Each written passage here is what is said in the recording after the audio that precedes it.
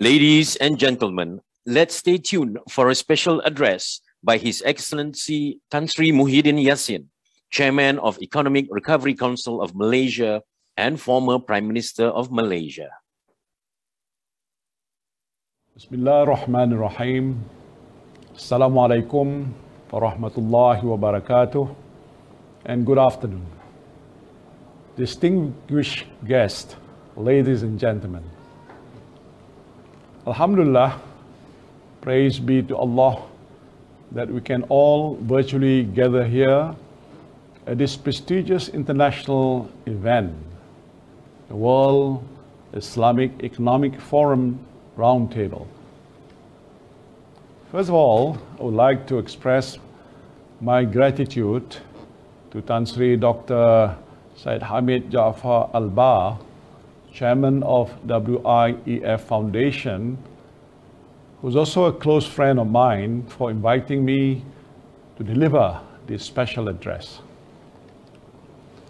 Ladies and gentlemen, this theme, revitalization and reform, catalyzing growth, captures the transitions the whole world is undergoing due to COVID-19 and the tectonic impact it has caused globally. The pandemic will be remembered as a watershed moment which wrought metamorphic changes to the way our societies and our economies operate. Despite this disruption, WIEF's plan and initiative have remained admirably intact, uninterrupted and astute, having evolved into a virtual event, successfully reaching and engaging people at all levels: industry leaders, investors, entrepreneurs, academics and professionals, and others across the globe. Since its inception in 2006, WIEF has been committed in undertaking various capacity building programs under its arrays of initiatives for all member states, including enhancing business collaboration to foster the economic well-being of all Muslim nations, promoting peace and prosperity, and bridging the gap between the Muslims and non-Muslim world.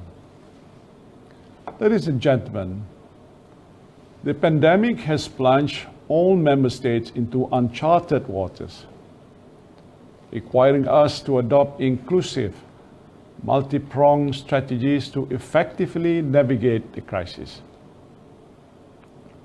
But the good news is that, according to the World Bank, the global economy is projected to expand by 5.6% this year.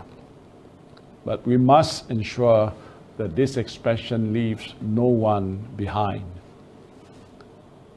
While there have been positive signs of economic recovery, the economic downturn has exacerbated poverty and inequality gaps, particularly in developing nations and member countries. We need to think out of the box and develop innovative recovery strategies to cushion the devastating impact across all economic and social sectors. In this respect, collective efforts from every stakeholder are more crucial than ever. Effective collaborations will go a long way towards inclusive and sustainable growth, and in this increasingly fast-paced world, mobilization of resources plays an equally vital role in ensuring a sustainable development to achieve the intended socio-economic benefits in line with the United Nations Sustainable Development Goals, or SDGs. Ladies and gentlemen, the Islamic economy is an economic frontier that will enable us to move rapidly forward together, particularly in the new post-COVID landscape. An abundance of opportunities exists for the Muslim world.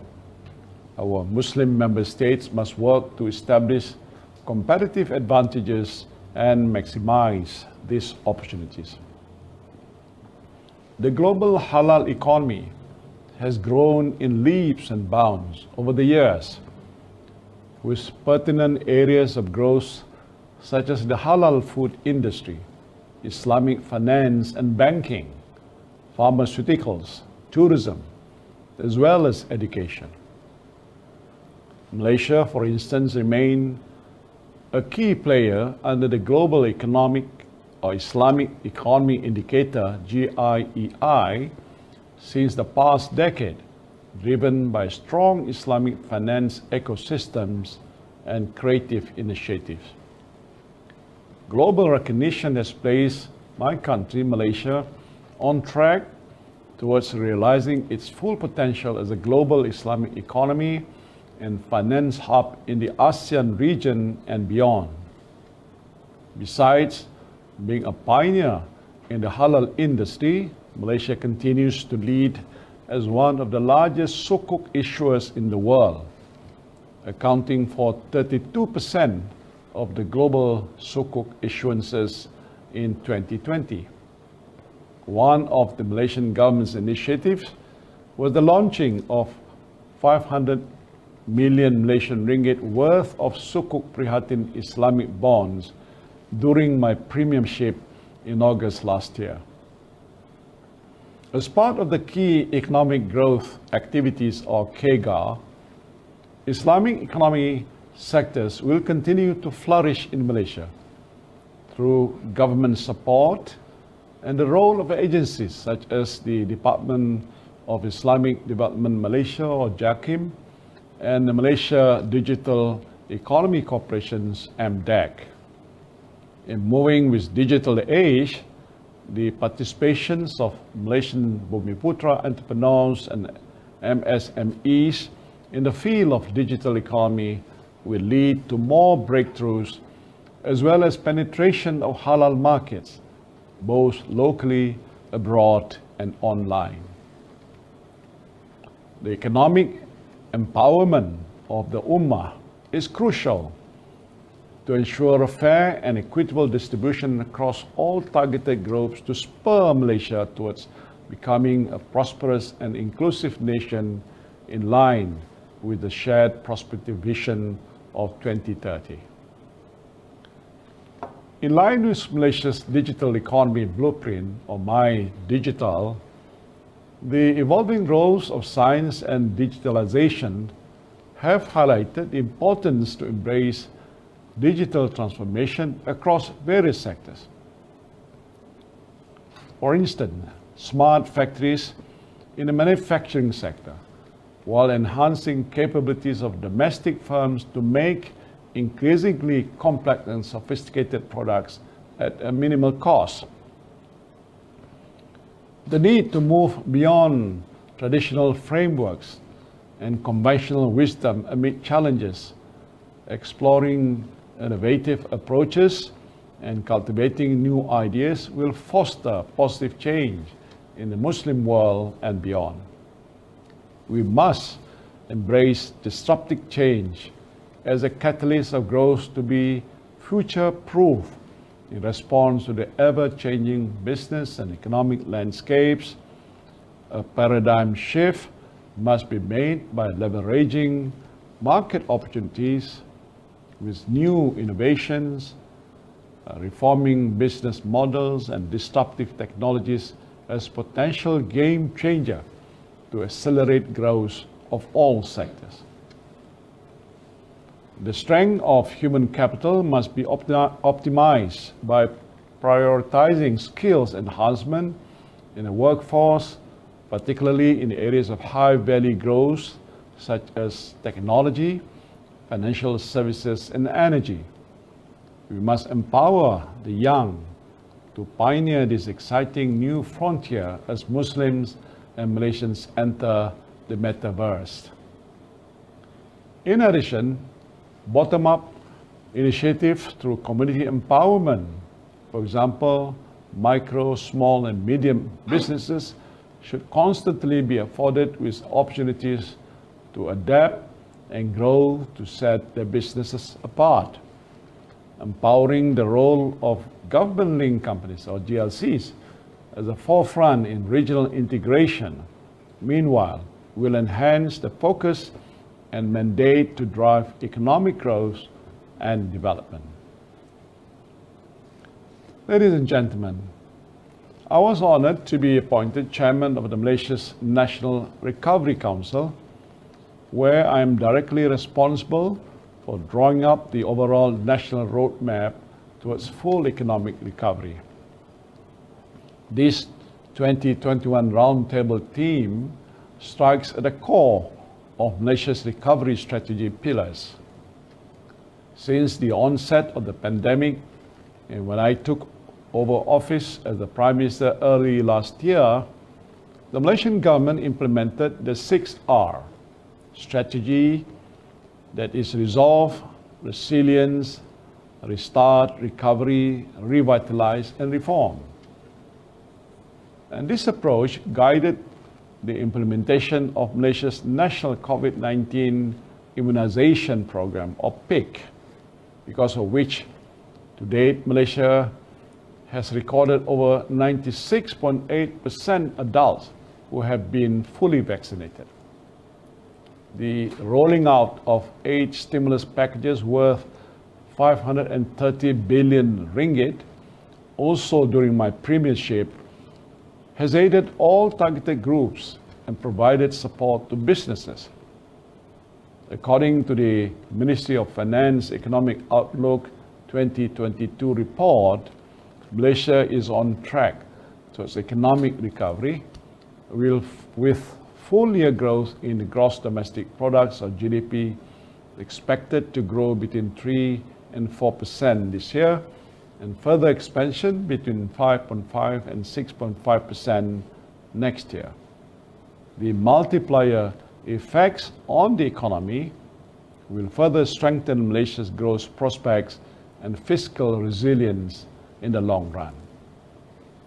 Malaysians on the whole continue to benefit from all-encompassing social protection programs, as well as improved income and job prospects, notwithstanding the difficult situation they were in.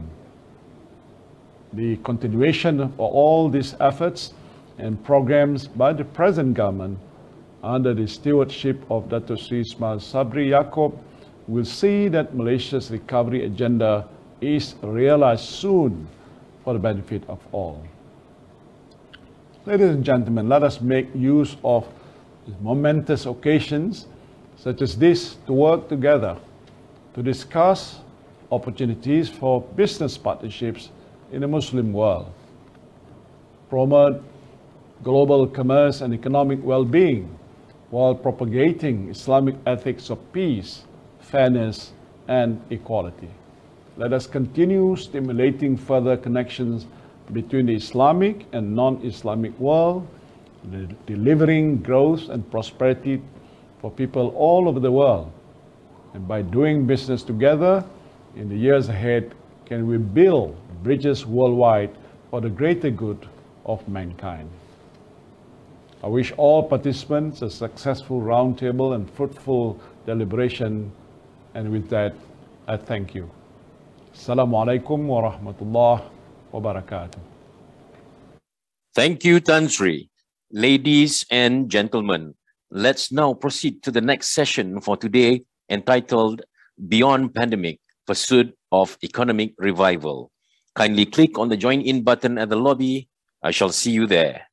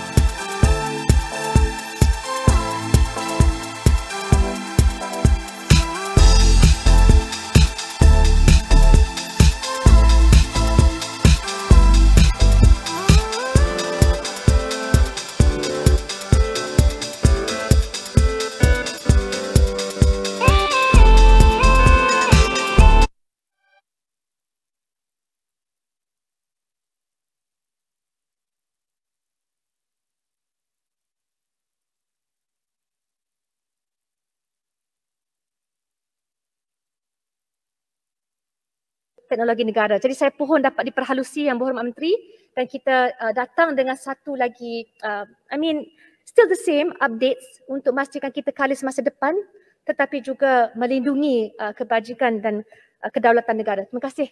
Terima kasih Yang Amat Tampau, Yang Amat Rasa, Hafiz Alia. Terima kasih Tan Sri Yang Dipertua atas peluang yang diberikan untuk saya terus serta dalam perbahasan untuk orang undang-undang meminta Akta Paten 1983. Saya ada beberapa perkara yang saya mohon mendapatkan jawapan ataupun penjelasan daripada Yang Berhormat Menteri. Yang pertama, saya nampak di bawah Seksyen 86A yang baru, Seksyen 86A yang baru diperkenalkan, ada disebut Jurnal Rasmi Harta Intelek. Sesuatu yang baru, walaupun Yang Berhormat Menteri tadi pembentangan ada bagi sedikit penjelasan, saya mohon penjelasan lanjutan. Sebab ini adalah sesuatu yang teknikal dan apakah kaitan ataupun hubung kait Jurnal Rasmi Harta Intelek ini jika dibanding dengan Warta Kerajaan. Warta Kerajaan kita tahu, dah lama dah, selama ni kita guna pakai. Jadi tiba-tiba ada perkara baru, saya mohon penjelasan lanjut daripada Yang Berhormat Menteri. Dan apakah rasional dan sebab diperkenalkan jurnal rasmi harta intelek ini? Apakah ia membawa manfaat kepada mereka yang terlibat dan sebagainya? Perkara kedua yang saya nak sebutkan pada petang ni adalah berkenaan dengan patent. Ya, hari ini kita sebut akta patent, kita gubah akta induk dia. Saya nak tanya, ada tak kemungkinan apa-apa patent yang telah didaftarkan secara rasmi oleh pendaftar boleh dicagarkan di mana-mana industri institusi kewangan, dicagarkan kepada mana-mana institusi kewangan supaya pemegang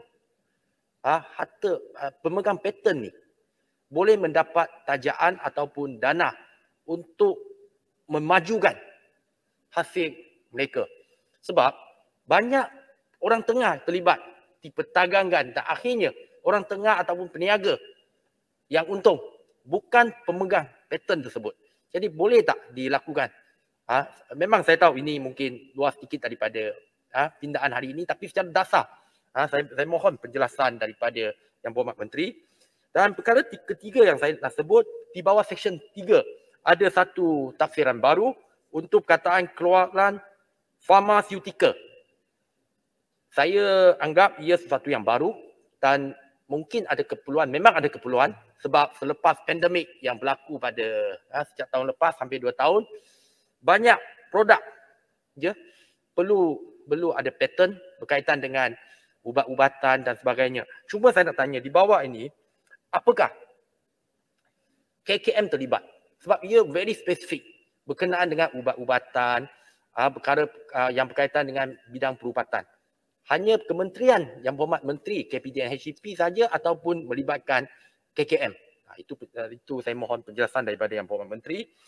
Saya merujuk kepada fasa 47 dalam rang undang-undang ini yang memperkenalkan Seksyen 56A yang baru. Yang saya nampak, ini sedikit, ini saya nampak ada sedikit macam tak proper sesuai sebab dikatakan 56A sub 1 sub A, kedua-dua pihak dalam prosiding panggangan bersetuju untuk prosiding pendaksaan itu dimulakan di mahkamah. Kalau kedua-dua pihak yang saling tidak boleh bersetuju antara satu sama lain, kita nak mereka bersetuju, saya rasa ada kepayahan di sana. Jadi saya mohon, kenapa kedua-dua pihak perlu setuju baru pergi mahkamah? Sepatutnya pihak yang terkilan, yang dirasakan dirinya jadi mangsa, dibenarkan pergi mahkamah. Jadi saya mohon penjelasan daripada Yang Berhormat Menteri. Dan satu lagi yang saya nampak ni di bawah treaty, selaras dengan penyertaan kita ke dalam treaty Budapest, ada perkataan mikroorganisma. Mikroorganisma boleh dipatentkan. Dan apakah ia akan membawa manfaat kepada mereka yang terlibat? Saya nampak ini perkataan baru, ada tafsiran dan ia berkaitan dengan Treaty Budapest. Saya mohon penjelasan daripada Menteri.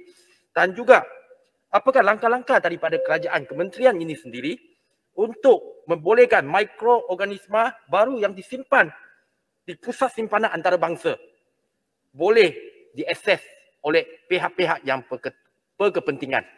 Dan perkara terakhir saya nak sebutkan adalah berkenaan dengan penfalan patent di Malaysia. Sekiranya pemastautin dia fahamkan di negara luar dulu sebelum fahamkan di Malaysia.